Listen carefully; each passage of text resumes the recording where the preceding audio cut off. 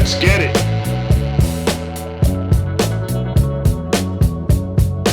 All right, y'all, we're going to talk about the adoption. Now, I think that this is important and relevant. Like, this is something I was going to roll out earlier as a live, but unfortunately, my computer got bricked and I wasn't able to do it. And I think that it's an important issue and it's an important topic to discuss, especially with some of the accusations that are floating around now that I'll probably be addressing in another video regarding Cody and his creepy moments with his stepdaughter while they were out getting her ears pierced. So I wanted to touch base on this first because I think that this is an important video to put out just so we can put things in perspective as we talk about the relationship between Cody, Robyn, and her kids and how that all manifested itself.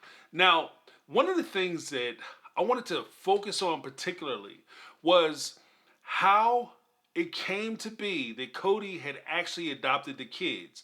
And to me, the maniacal way in which they were able to get this done. Now, before I get started, I would simply ask that if you guys are enjoying the content, that you go ahead and give me that thumbs up. You can do it right now if you like. It doesn't matter. It really helps me know that you guys are really enjoying my content and encourages me to help produce more. So go ahead and hit me that thumbs up. And to be honest with you, if you guys are watching and you're not yet subscribed, what are you waiting for? It's easy to do. It doesn't hurt. It's free. Come on, people. Let's get on board. It helps the channel out. It helps me out. And hey, who doesn't want to help a brother out? That's why I call it the HBO special. So go ahead and give me that HBO special. Hit the subscribe button. Ring the bell for notifications. Let me know that you guys are enjoying what I'm doing. And leave a comment down below because I like to read your takes. I like to get your opinions. And I like to get your input about what I'm doing because I started this channel as a way to open up the conversation with regard to how we see and how we view some of these reality shows and how these relationships can be dissected and we can apply some of the lessons and things we have been able to glean from these situations to our daily lives and hopefully help our kids out. All right, now let's get to it. Simply put, the adoption basically occurred early on where Robyn and Cody had asked Mary to get a divorce from Cody because she was the only legal wife. So they had this whole thing where Mary supposedly called Cody and Robyn over to the house out of the blue because she went down on her own and her own volition to go see an attorney because all of a sudden Mary felt the exact need to get a divorce from Cody so that he could adopt Robyn's kids. Now, obviously, this is a conversation that Cody and Robyn had with her, and it was something they were pushing her to do. Because as we've seen all the way through many of the episodes, as much as they like to talk about how the legal marriage doesn't mean anything, is not important, you can see the utter destruction on Mary's face when she talks about divorcing Cody and abandoning that legal marriage and getting that divorce. She didn't like it. She didn't like it then. She don't like it now. And that's one of the things that really struck me. So she calls him over to the house and presents, I went to go see a lawyer today, opens up with that. And these two busybodies didn't have any questions beyond that. They weren't concerned. They weren't asking questions. Why are you going to see a lawyer, woman? What's going on? They didn't have none of that. They sat there and patiently waited for Mary to tell them that she was getting a divorce so that Cody could marry her and adopt the kids. Okay, fine. Now, as described by Robyn, there were 3 walls of obstacles. This is a great PR thing. Usually public speaking people will tell you that always try to group things in forms of 3, concepts of 3, so that the power of 3, so that way the ideas are easily digestible. So what were the 3 walls? The first wall was for Cody to get a divorce from Mary and legally marry Robyn. This would give them the ability not to have to go in and explain how their family is constructed and how things work. And it also gives Cody a little bit more credibility, especially when he's standing in courts in Nevada, as opposed to potentially polygamy understanding states like Utah, parts of Montana, so on and so forth. Not necessarily polygamy friendly, but at least they have people in the community who are potentially polygamous. So they wanted to get away from that. That's the excuse they gave. The second thing was they were supposed to get the sign off or agreement from the father where he gives his rights away. They strip the rights away from the father. And that opens them up where Robyn becomes the sole decision maker for the children as far as the legal rights, the sole custodian as far as the legal rights. And at that point, they can go to in front of a judge and ask the judge to give them the adoption and award Cody with custody of the kids. Now, what was the other reason as to why would you want to strip the rights away from the father? Why is that so important? The reason they presented to the fan base in the show was they wanted to strip the rights away from the natural father because what if something happened to Robyn?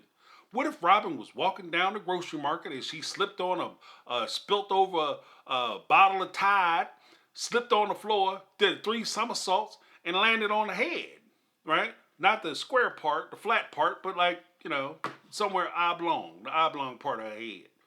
And got hurt, and she was no longer able to be around for her children. Then they would have to send the kids back to be with the father. And we don't want that because we're so close as a family. And that's what they tried to put out. That if something were to happen to Robyn, she wanted to ensure that her sister wives would raise her kids and continue to raise her kids because they were such a tight-knit family. However, without little to no research into the show, there was an episode where Christine had talked about her relationship with Robyn's kids. Let's take a listen. It was really difficult for me when you got a babysitter. Because my first thought was, why aren't we good enough? It's like, why don't you trust me with your kids?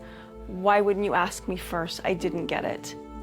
Didn't get it. Mindy is our niece. She has a teaching degree. She's trying to substitute teach and get a job here in Las Vegas. I've had to bring in Mindy because she helps take care of kids while we work. When I was thinking, don't you want a relationship with me? Don't you want a relationship with a sister wife? Are you serious right now? Yes, completely. It broke my heart. And as you can tell, Robyn was more offended that she brought it up and was kind of airing that laundry out in front of everybody, saying that, Christine saying it as the primary care person in the family, because historically, as we recall, and anybody who watches the show understands, Christine was the person who would watch the children. She was the person when Cody and Janelle went out to work and when Mary went out to work, even though Christine had a job, and it later came out that Christine worked nights so she could help pay for her part of her kids' responsibility to take care of her kids because Cody wasn't kicking it enough, that she was making sure that Janelle's kids were okay. That's why Janelle and Christine are so close. Because when Janelle would go out to work, because Janelle and Cody were the chief bread earners in the family, and when Janelle went out to work, because the way Cody runs his family, the wives are utterly responsible for the children, ultimately responsible for the children. So when Janelle went out to work, she relied on Christine. Christine was saying, well, since I'm around and this is what I normally do, how come you don't let me watch your kids? How come you don't let me take care of your kids? Instead, you're keeping your kids isolated from me, which is ironic because later Robyn will sit there and complain about her kids feeling isolated and left out and singled out from the family and not a part of the family. But then again, this is the family that you're saying is so important that you maintain and keep for your kids in case something happens to you. So important so that you have to strip away the rights of the father in order for him to be able to see and be a part of his kid's life.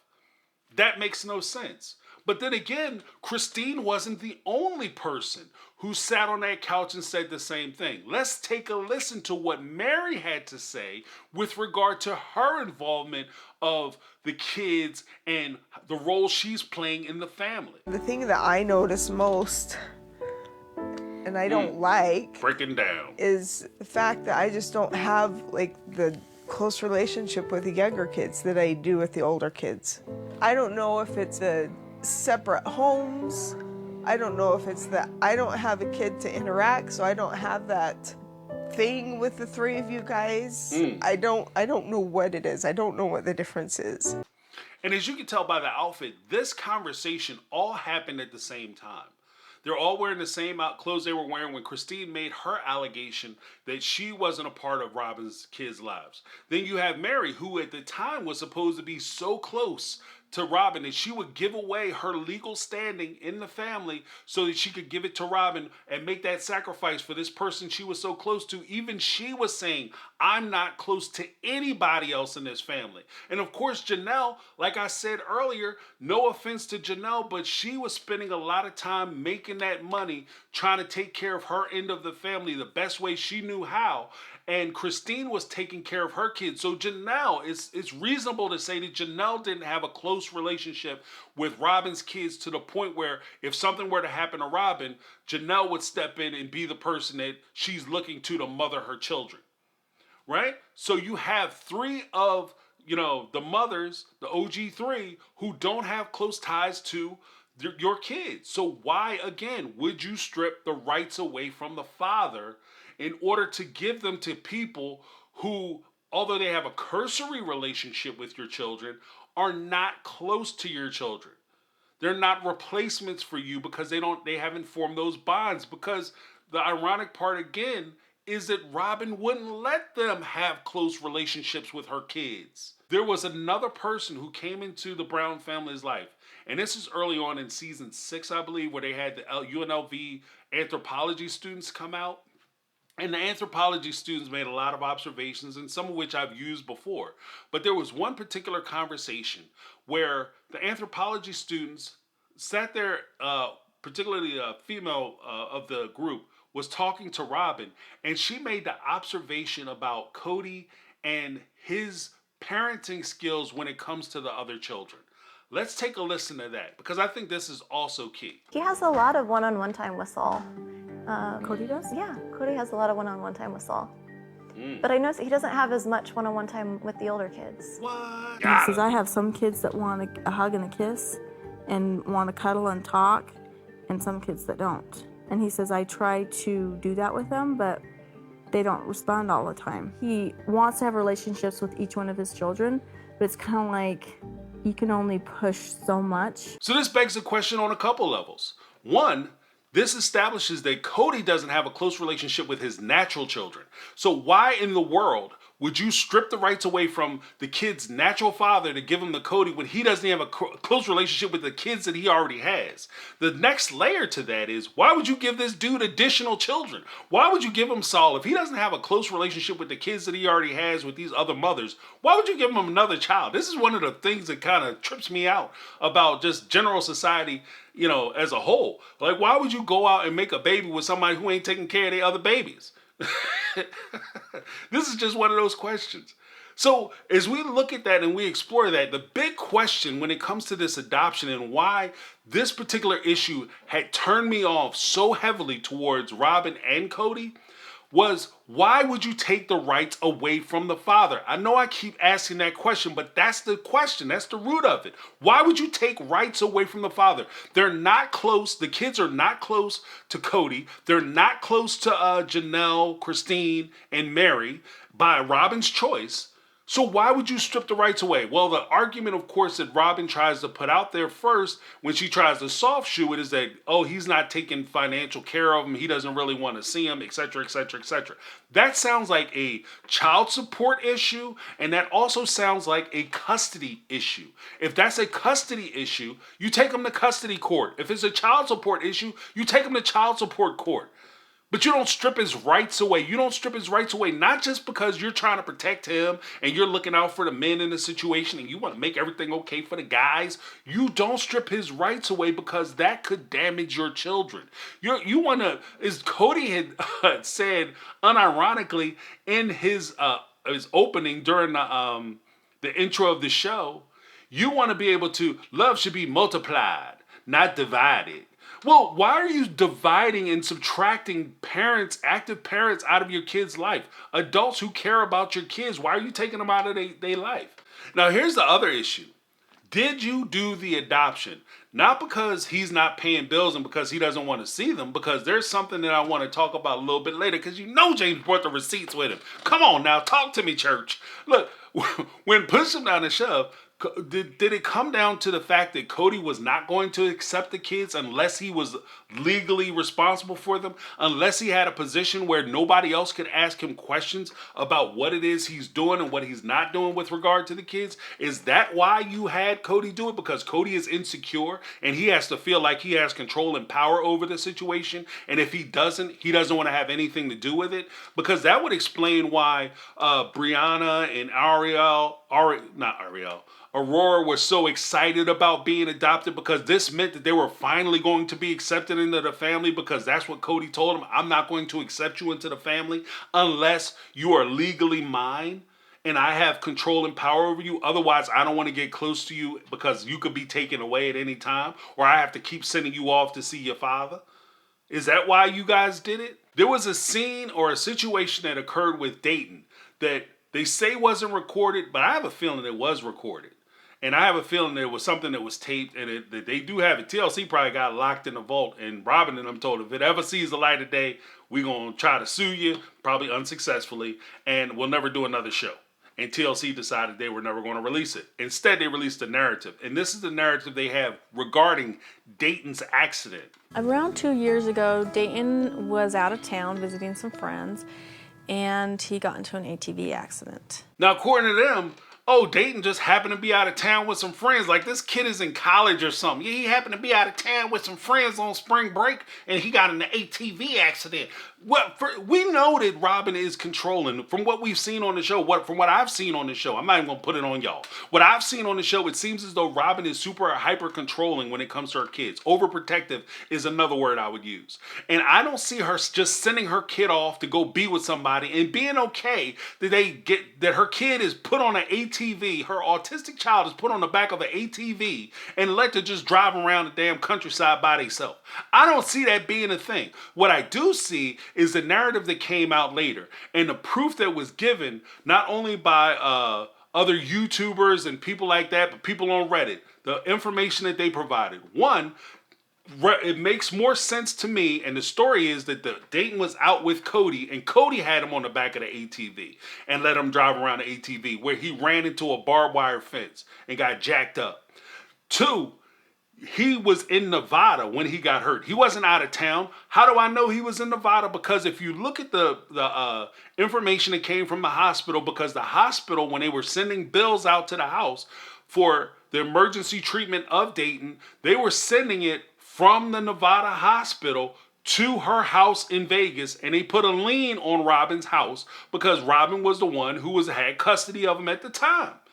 So it made sense. He was in town with Cody. He got hurt. And this is what they were trying to do. They were trying to cover it up because at the time, as with so many things, and I will talk about this in my next video where I talk about the potential inappropriate relationship he has with one of Robyn's daughters, they've been in constant image rehabilitation since this show has started. Cody has always tried to rehabilitate his image. And one of the bad things, or one of the negative images that Cody has as far as his image is concerned, is that most people look at Cody in one of two ways. He's a horrible husband and he's a terrible father.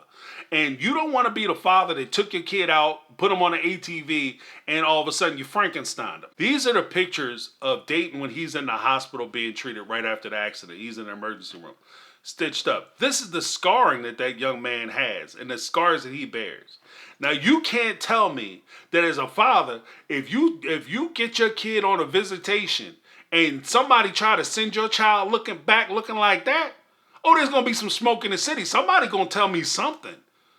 You understand what I mean? This isn't a thing of violence and retribution, but we're going to definitely have a conversation about why my kid is looking like this. Because last time I saw him, when I brought him back last time, this ain't how he looked. So you're not going to send him to me looking like this. You understand what I mean? So there was that element to that situation. And maybe, just being a natural response of divorcees and exes and trying to co-parent. Maybe Dayton's father didn't express himself in the most positive ways. So they were insulted. As a result, and he kind of flew off the handle. So as a result, Robyn had discontinued his ability to see his kids or try to make it difficult for him to visit with his kids because, he might have said some mean and hurtful things, which isn't necessarily out of the realm of possibility. Like, I don't doubt the dude lost his mind because I might have lost my mind. You send my kid back looking like that. I'm just saying. And the bigger point is that throughout the series and throughout these seasons, Robyn has consistently made innuendos and slight secretive accusations where she kind of points the finger at her ex as being abusive. At one point, she implied that he was guilty of SAing her, graping her, and that's how Dayton actually came into existence was that he took advantage of her and he did things to her that she didn't necessarily agree with. And voila, you have Dayton all of a sudden. She implied that. And unfortunately, in a crazy ass way, she told the kids this. How do you look your kid in the face and tell him that? Especially if it's not true. And then she also implied that he had attitude problems and he may be a danger to the kids, Aurora, Brianna, and Dayton. He might be bad for them in a physical or emotional or mental sense. He may be abusive, etc., etc., etc. And she kind of floated those ideas. And this is part of the reason why it was so imperative that she gets rights from the father. And these are some of the accusations that it seems as though she was trying to float and that she potentially could have been trying to make in a courtroom setting. Now, when we think about this, it goes to the facet 2 of the 3-tier wall that they had to overcome. They got the divorce, they got the marriage. The second part was that they had to get her ex to agree to giving them permission to sign his rights over to Robyn so that Cody has a clear road to be able to adopt him. Now, did the father want to give his rights up? Let's take a listen to what Robyn had to say with regard to her ex's willingness to go ahead and sign his rights over to Robyn. The server would show up to his house and he was seen running out the back door. He was avoiding service. So he didn't agree with it. This isn't something he was trying to do. If a server shows up and you know the server is coming with paperwork so you could go ahead and sign the papers and have the conversation so that you could give up your rights so your kids could go have a better life because you agreed with the adoption, then you wouldn't be running out the back door. You wouldn't see the guy coming around the corner and trying to sneak up on you in the ice cream truck so that he could serve your papers. He'd be like, ice cream truck, and you running away from the ice cream truck. So you got the ice cream truck chasing after her ex, and you got the kids chasing the ice cream truck. That didn't happen. You know why? Because he wasn't trying to give his rights up. So because he wasn't trying to give his rights up, what did they do to try to make sure that they could take the rights away from him and they would be able to adopt? What they did was they went the legal route. So they started threatening him with certain things. They had her lawyer in Montana trying to serve him and have conversations with him, and he would refuse to have those conversations with that lawyer. He didn't want to talk to the lawyer because he didn't want to give his kids up.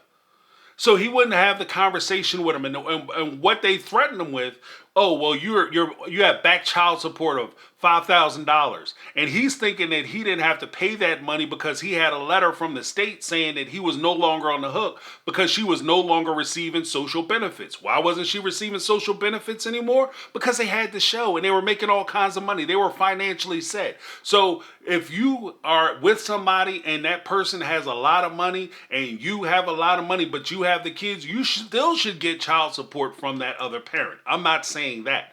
But what I am saying is that in addition to threatening him with the back child support and trying to enforce it, what she did was she also tried to use the lever of the accident that Cody was a part of and probably was a huge factor in, where he got hurt on the ATV, got Frankenstein, and then he got this huge bill. They tried to put that bill, or at least half of it, on the ex, and they threatened to sue him for that money. And they threatened to take him to court, even though he had nothing to do with the accident. He had nothing to do with it. And he probably wouldn't agree with his son being on the ATV in the first place. Perhaps, maybe, I don't know. But this is what they were doing. And these are the levers that they tried to use to try to force him or coerce him into signing that paperwork so he could give away his kids. And I'm not necessarily in agreement that he shouldn't have to be responsible for what he's responsible for. But I am against you forcing parents out of their rights to their children. Now, when it comes down to it, again, they had the lawyer in Montana trying to holler in his ear. He wasn't really receptive to that. Then they went to the lawyer in Nevada because the kids live in Nevada, so you're going to have to send the case down here to Nevada, which Robyn was trying to avoid. So now they're going to send the case down to Nevada, and they happen to have the TV cameras there, and they're talking to the lawyer that did marry his divorce, and now they're trying to do this adoption, and this is what that lawyer had to say. He needs to understand that if he doesn't sign, the court has to make a finding.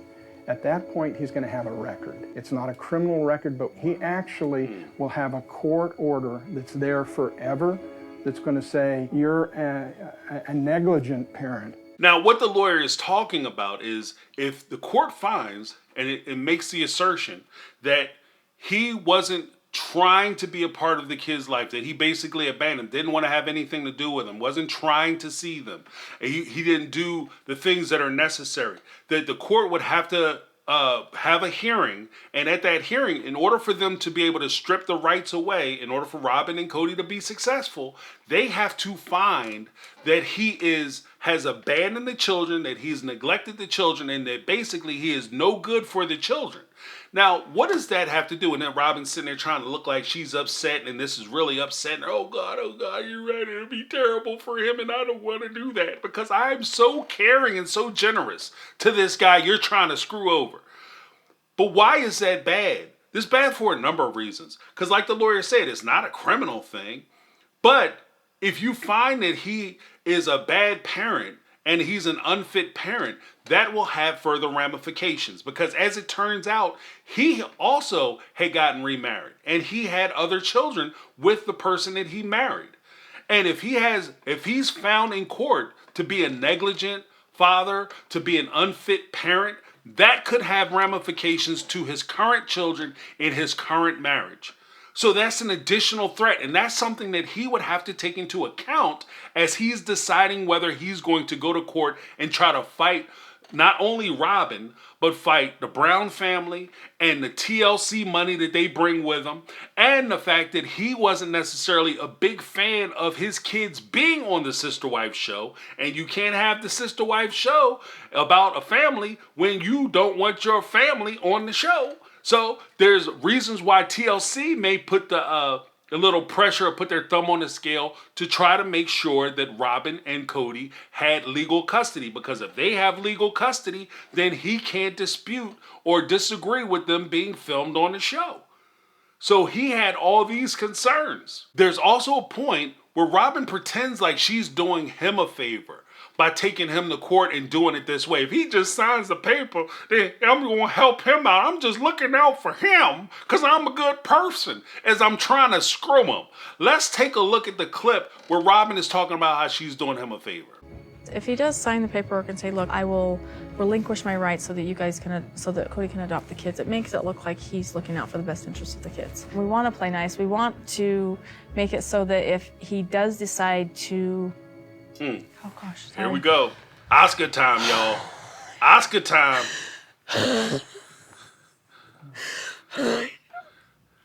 Oh, you can't breathe? Let me tell you something.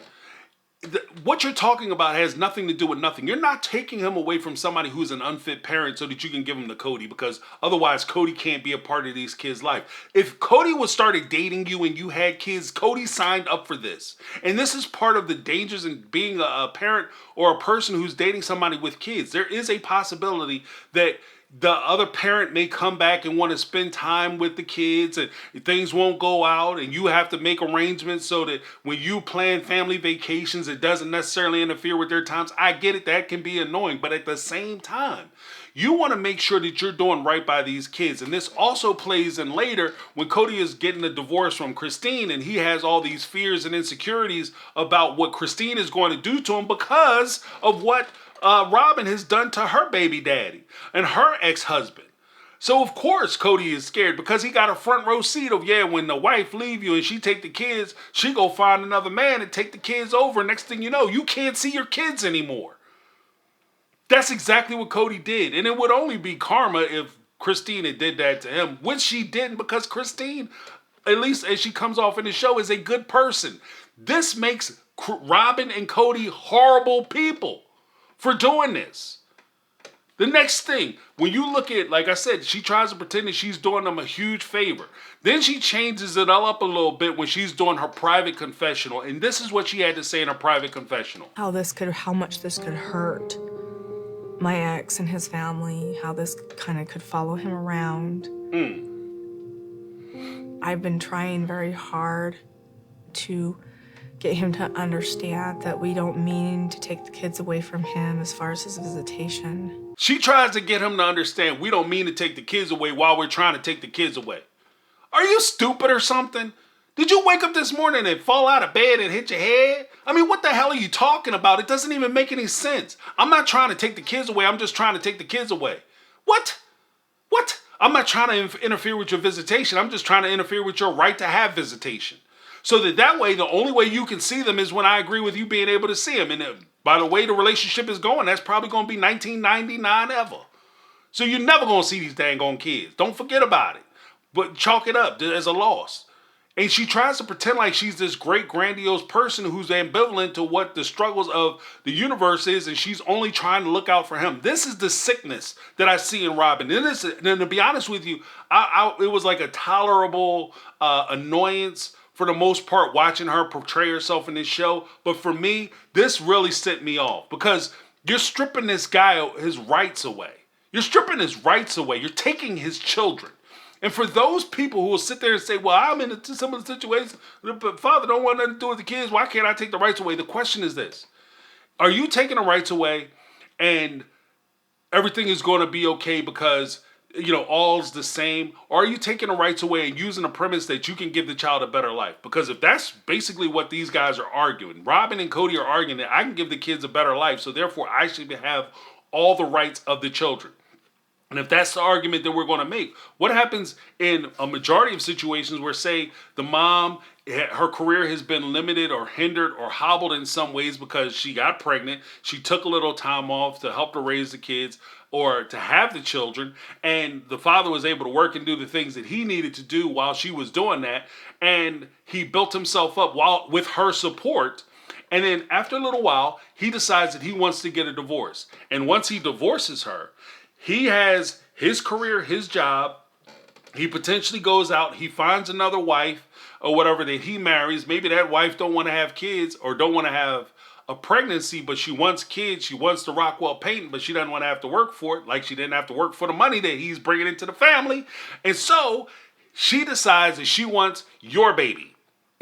And because he has the great job, because he has the big house, because he has all the finances to be able to put them into private schools, take them on vacation, he's got the set home and secured home because he has the complete unit of a family, and you perhaps, the wife may be a single mother or a single parent, and she doesn't necessarily have the financial advantages that this guy has or be able to put them in the schools or the things like that this guy could do.